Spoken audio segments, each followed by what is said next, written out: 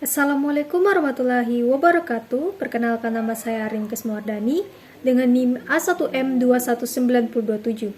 Di sini saya akan menjelaskan apa itu Google Scholar atau biasa disebut dengan Google Cendekia. Oke, mari kita mulai dengan definisinya. Google Cendekia adalah layanan pencarian populer di kalangan mahasiswa atau akademisi di seluruh dunia.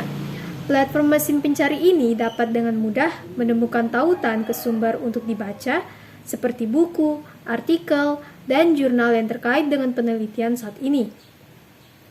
Hal ini memudahkan untuk login ke layanan software EndNote yang terintegrasi dengan berbagai aplikasi lain seperti Microsoft Word.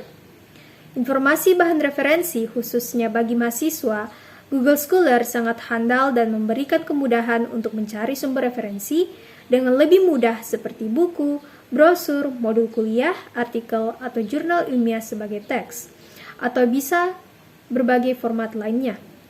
Nah, selanjutnya itu bagaimana cara mengakses Google Scholar. Yang pertama yaitu kita buat akun Gmail terlebih dahulu. Setelah selesai, ketikkan link Google Scholar yaitu scholargoogle.co.id pada pencarian Google. Selanjutnya, isikan biodata Anda. Ini direkomendasikan menggunakan email institusi atau organisasi. Selanjutnya yaitu pada halaman beranda, isikan URL milik institusi Anda, lalu klik berikutnya. Setelah itu, masukkan nama institusi, lalu pilih artikel yang diterbitkan oleh institusi. Hasil pencarian akan sesuai dengan homepage yang diisikan pada profil sebelumnya. Kita juga bisa menyesuaikan hasil pencarian dengan masuk pada pengaturan dan isikan apa-apa saja yang ada yang kita perlukan, misalnya seperti bahasa, jumlah, tampilan, dalam pencarian, dan sebagainya. Setelah selesai, kita bisa melakukan pencarian dengan leluasa pada berbagai tulisan dan materi yang sudah terhubung dengan Google Scholar. Selanjutnya, apa sih kegunaan Google Scholar?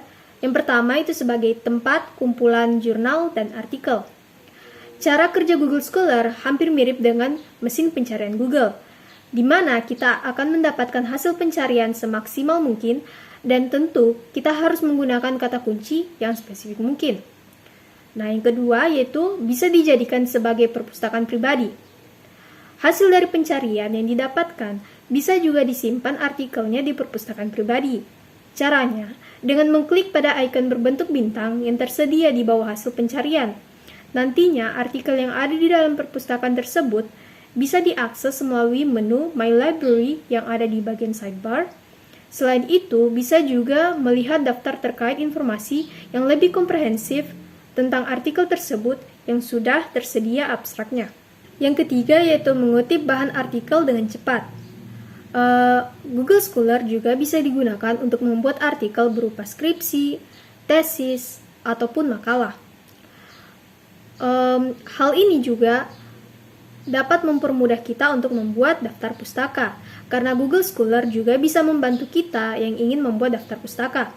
Caranya, klik pada ikon tanda kutip yang berada di bawah artikel, lalu terdapat jendela dengan citation formatnya sesuai dengan yang diinginkan.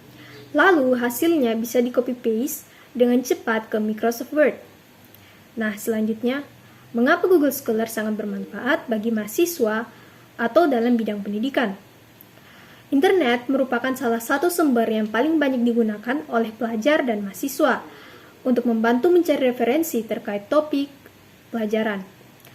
Tidak hanya pelajar dan mahasiswa, masyarakat umum juga menggunakan internet sebagai sumber utama untuk memperoleh informasi terkait topik sehari-hari. Namun, sangat disayangkan ketika informasi yang tersebar luas di dunia digital tidak dapat dipertanggungjawabkan sepenuhnya. Pasalnya, setiap orang bebas menulis dan menyebarkan informasi melalui dunia digital tanpa melalui proses penyaringan. Sehingga bagi mahasiswa yang sedang mencari referensi melalui internet harus ekstra hati-hati karena bisa saja mengambil kutipan yang tidak benar. Nah, di sini Google sebagai perusahaan mesin pencari menyadari hal ini dan menghadirkan Google Scholar atau yang juga dikenal dengan Google Scholar di Indonesia. Peran utama Google Cendekia adalah membantu siswa menemukan referensi yang dapat dipercaya. Hal inilah yang menjadikan Google Scholar sangat membantu para pelajar atau pendidik di bidang pendidikan. Sumber artikel jurnal di dalamnya sangat terpercaya dan dapat dipertanggungjawabkan. Mungkin itu saja pemaparan saya terkait Google Scholar atau Google Cendekia. Dan mohon maaf bila ada kekurangan, dan wassalamualaikum warahmatullahi wabarakatuh.